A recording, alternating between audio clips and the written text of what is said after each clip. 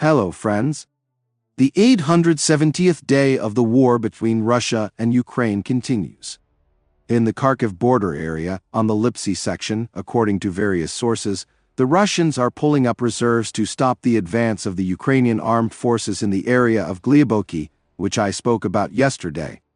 According to data from the Ukrainian side, these reserves are intended to stabilize the situation, and not for any enemy breakthroughs.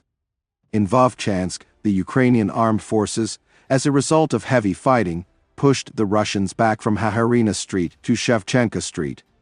This, in turn, worsened the enemy's position at the aggregate plant due to the deterioration of logistics. There is a high probability that in the near future, the Ukrainian armed forces will be able to take control of the plant.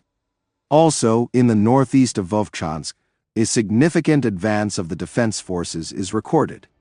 If earlier it was possible to state the transfer of the initiative to the Ukrainian armed forces in the Lyptsi section, now this can be said about Vovchansk as well.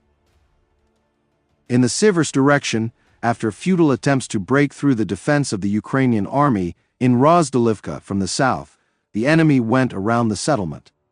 The Russians are advancing northeast of Rozdolivka in a section up to 2.4 kilometers wide and up to 1.55 kilometers deep.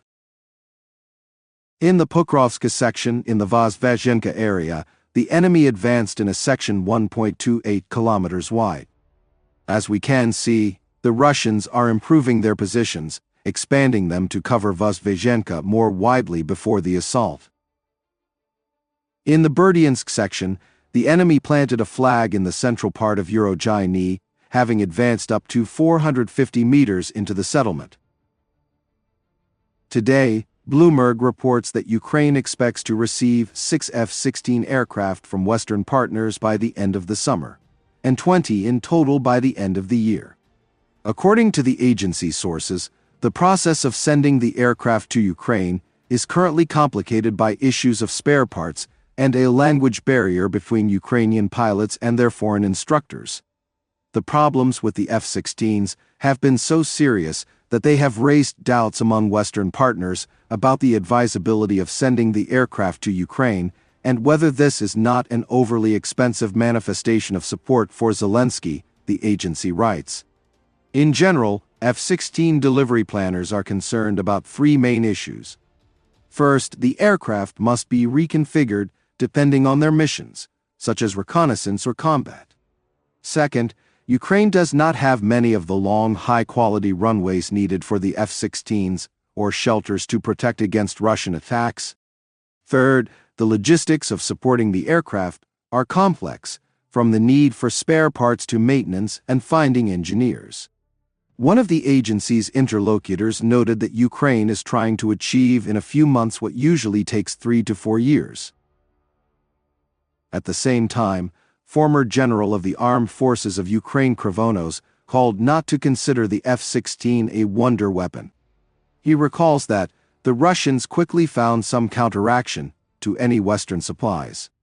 The Russians worked effectively and purposefully to develop responses, inventing tactics to counter these aircraft, actively using new electronic warfare systems. Unfortunately, Russia has been the best in the world in the field of electronic warfare systems for a long time.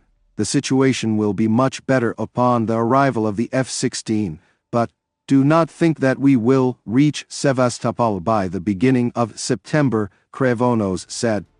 He doubted that Ukraine would be able to service a large number of such aircraft.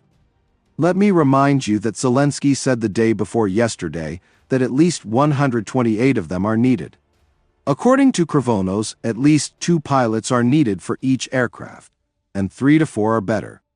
Now, count 120 times 2, 240 pilots, and this is taking into account that we have suffered quite serious losses in pilots over the last 2 years of the war, says the ex-general.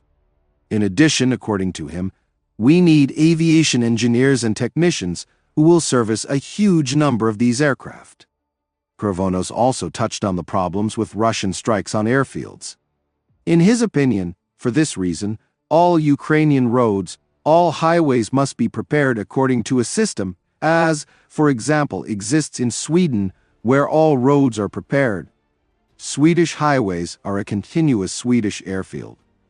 And it is quite difficult to detect, to hit, because on every 50-kilometer section, there are waiting areas, landing areas.